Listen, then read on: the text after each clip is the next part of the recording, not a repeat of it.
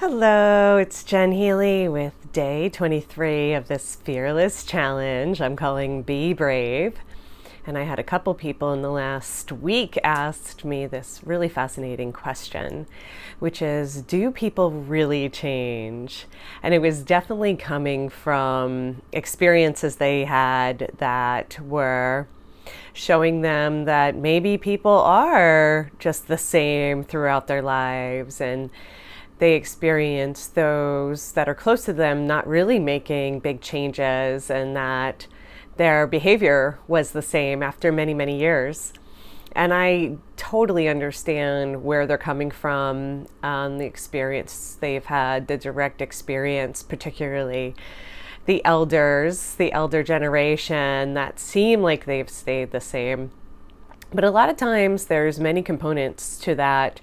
Maybe we're holding them in the same light. Maybe they haven't changed around us, but they have changed and act differently around other people. I know for myself, I've certainly changed dramatically over the years. And I wanted to share with you my philosophy, my Jen Healy world, about what's the difference between the first 20 years of our life, the second 20 years, and then the third 20 years, and the changes we make within these cycles. So I call 0 to 20 data collection. So in the first couple decades of our life, we're collecting data. We're really in an absorption mode. We're seeing things and experiencing things and taking in all of that information. It's an information-based time in our learning process, and it can be quite intense for people who are, we'll just say, a little bit more sensitive or aware, that come in with a level of consciousness that's aware of what programs and what conditioning that they're born into and that they are relearning. And then I call 20 to 40 the actualization, or the putting into practice, applying that information. So there's a lot of doing between 20 and 40. This is the height of the career mode and production. This is when a lot of people are moving from education into career path.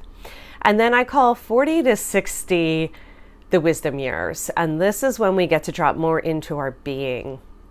And for me, this is really exciting since I'm at the halfway mark in the wisdom years, turning 50 this summer, and where I have grown and how I've changed between 40 and 60. And we're in a completely different era for women who, in my opinion, and from the wisdom holders that I have spoken to, that they feel like 40 to 50 and 50 to 60 are some of the best years for women to really discover who they are. And we go from this excessive production doing mode into dropping into presence and being. And it's really beautiful to be part of that and to experience that, and to even get more comfortable with myself, where I shared yesterday that I'm learning how to be with others instead of in production mode or constantly doing, that I can really drop into presence and share more of my true self and my essence. So 60 to 80 is a completely different cycle that I call living it. And that's when the wisdom keepers can be the frequency holders for the planet, and they get to just enjoy their being in a completely different way than I am aware of, since I'm still in the third cycle. And this is just a philosophy that I have came across and that I have experienced for myself. So this is not from a particular teaching or one of my master level teachers that I study and learn from. But I have seen that this is really true, especially the information age, the going from 0 to 20, where children are really just absorbing and taking in and finding their place and their way. And that's when they're developing their identity. And by 40, I feel like I really started to learn more of who I am and can trust that, and to really have the courage to live it. So I'm excited for this decade that's coming up for me, and then what's even possible for the next 25 years when I have been reflecting on my life and doing my life review. It's been so incredible to see how much that I have grown and achieved within that time. But do we really change?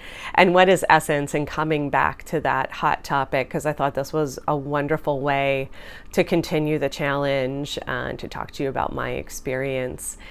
So what is essence in my eyes? It's more of the core self. It's more of the soul signature we come in with. And there's lots of different tools, wisdom tools, I call them, that we can use to map out the soul signature. I really love the Enneagram and the way that they talk about essence. There's also, of course, astrology and human design, and lots of other tools that we can dive into. I really love the Mayan soul signature as well, if you want to research or look up some of those if you're not familiar.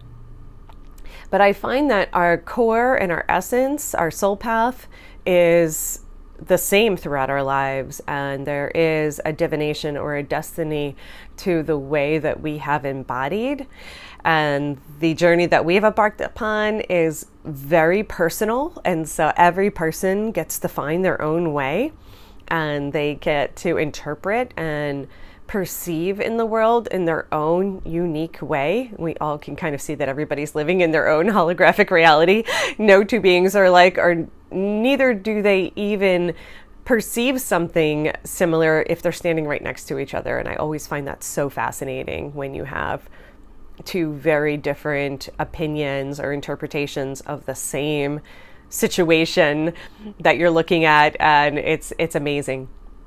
So I feel like the influence that we have through nature and our nurturing epigenetics really does influence and color the way we've seen the world.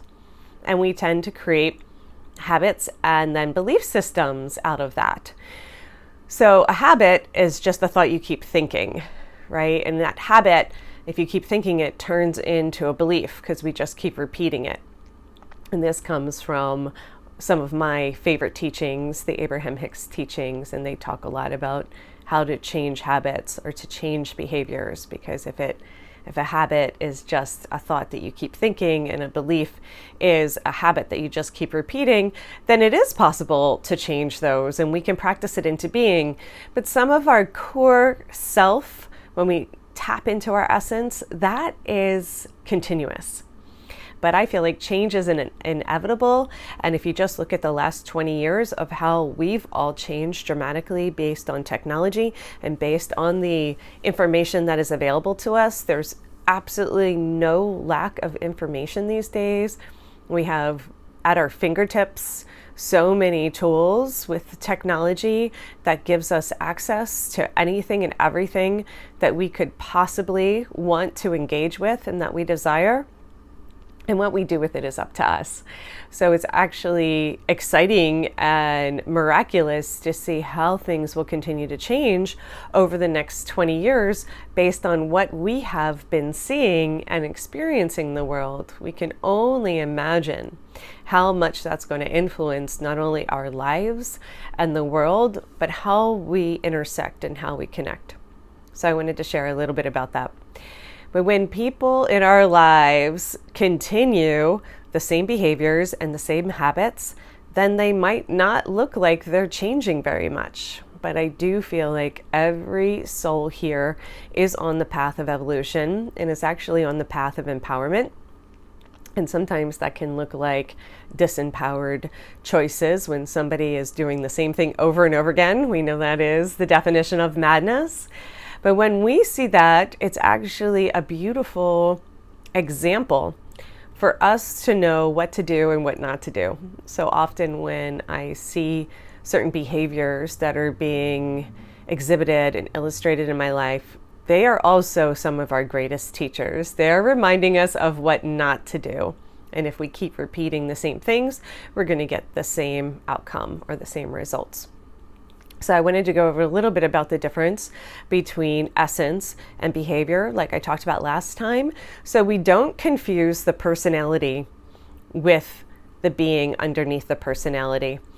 So in my definition, the personality is who we are not. And I'd like to explain a little bit about that, because some people have very big personalities or strong personalities, and some people have more of that withdrawn personality or quiet or recluse personality.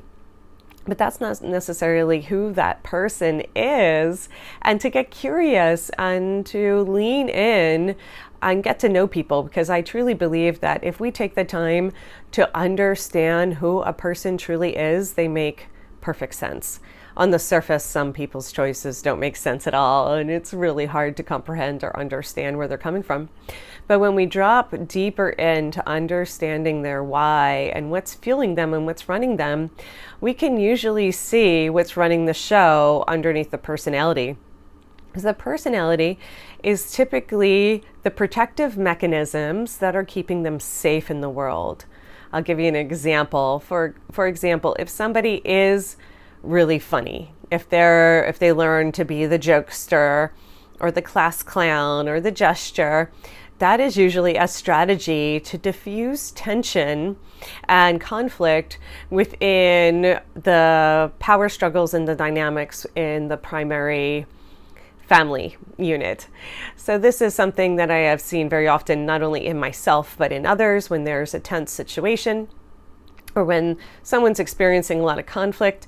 They have learned how to bring humor in and joking to dismantle or dissolve some of that, we'll just say, dissonance that's in the field. And that is just one example. Another person can be really quiet, and they feel like if they don't share and if they don't show a lot of emotion, then they're not going to make any waves. They're not going to get hurt. They tend to be more peacemakers. And there's a gazillion examples of this that we can go over. So for me, being outgoing and being extra sparkly and positive and uplifting in the world, I do that because that is part of my true nature, but I also do it because I'm really wanting to balance or diffuse some of the heaviness and some of the negativity and fear-based reality that I experience in the world. So I'm compensating for this, we'll just say, lack of joy that I experience and this heaviness, seriousness that I experience a lot around me. But when I'm by myself, I tend to be much more quiet and much more inward than people do see me when I'm out in the world, especially at events or festivals or things like that, where I really put on more of the personality and the mask of being outgoing. And I think we all adapt and we all adjust and we all have these different strategies for being in the world, but it's also good to recognize that we are multidimensional beings. We're very dynamic in nature, and we can let people have more of a range in our presence so that they feel comfortable being whoever they are, whatever that true self is. We want to create space to let people be who they truly are and to show us their core. And a lot of times there's fears there. There's fears of being judged. There's fears of being seen and not accepted.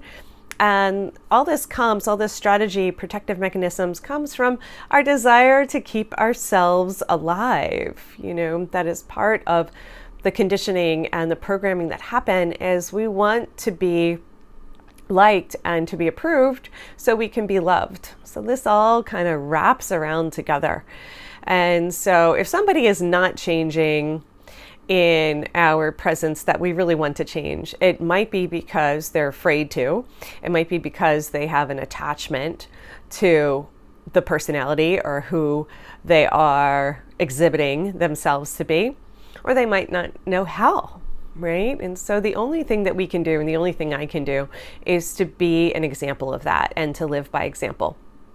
And I have found if I am willing to be my true self and be courageous enough to share more of myself in a open way, it gives other people permission to be honest and to be true to their nature and to share more transparently. I do like using the word transparent instead of vulnerable, because vulnerability has had a little bit of like a charge in our society. But vulnerable and transparent and open and honest, they're all the same to me. And that's why I'm doing this Be Brave challenge. So yes, I do think people can change, but no, we cannot change them for them. That is an inside job. So thank you for watching. I look forward to sharing more, and I'll be back tomorrow. Ask me anything if any questions arose for you, or please do share your experience. I'd love to hear from you. Aloha.